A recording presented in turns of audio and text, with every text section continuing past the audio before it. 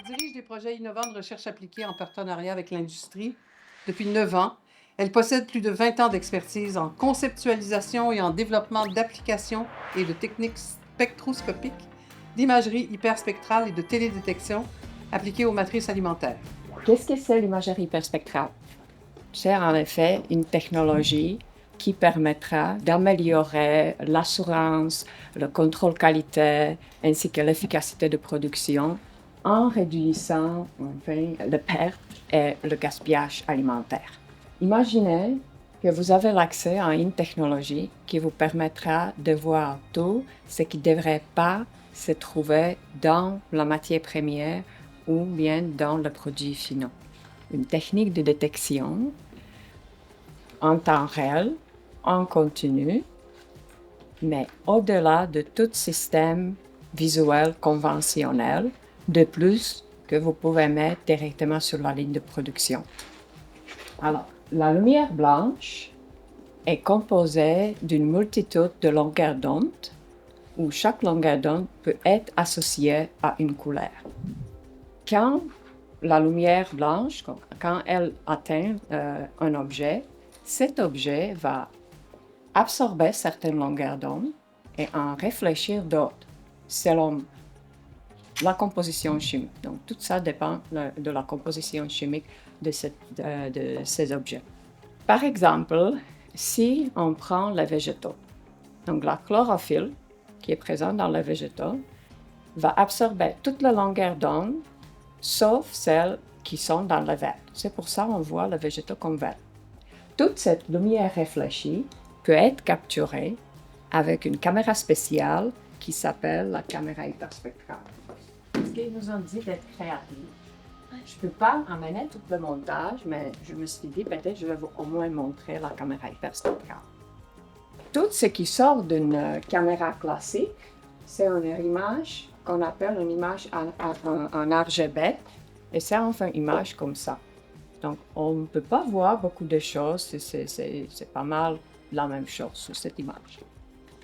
Par contre, avec notre caméra hyperspectrale, elle va nous pouvoir séparer toute la longueur d'onde, toutes les couleurs qu'on voit là, on peut les séparer. Et dans notre cas, dans notre caméra hyperspectrale, ça sera 300 couleurs, 300 longueurs d'onde. Donc, on voit, on peut comparer 3 versus 300. Donc, on a accès à beaucoup plus d'informations que normalement avec une caméra classique. Avec l'exemple de notre poisson, on peut bien voir clairement la différence entre un poisson frais et pas frais. Par contre, si on prend une image RGB qui vient d'une caméra classique, on ne voit pas grand-chose. Selon le cas, les analyses peuvent être encore beaucoup plus poussées, donc on peut aller beaucoup plus en détail. Ça peut nous sortir les informations beaucoup plus intéressantes, c'est beaucoup plus clair, vous voyez bien la différence dans la couleur. Mais juste en regardant nos images dans une coupe hyperspectrale, ça nous donne déjà pas mal d'informations nécessaires pour comprendre mieux qu'est-ce qui se passe avec notre produit. Une autre application qui est intéressante au niveau de détection de défauts de surface et de corps étrangers. Peut-être ça pourrait être intéressant de détecter, d'identifier des morceaux de peau, de coquilles, même des insectes. On voit ici, on peut détecter des insectes sur des feuilles de laitue Boston ou feuilles d'épinards. Donc, ça va être la même chose avec le produit marin. Dans ce cas-là, on a 5 types de poissons différents, puis en utilisant l'imagerie hyperspectrale et puis les analyses un petit peu plus avancées, on est capable de déterminer, identifier l'origine de la viande, de poisson. Donc, prenons un exemple d'un client dans l'industrie du fromage. Ils vont prendre vos services et ça va améliorer à ce moment-là les standards de qualité des produits, de ce qui doit être jeté ou pas. Exactement.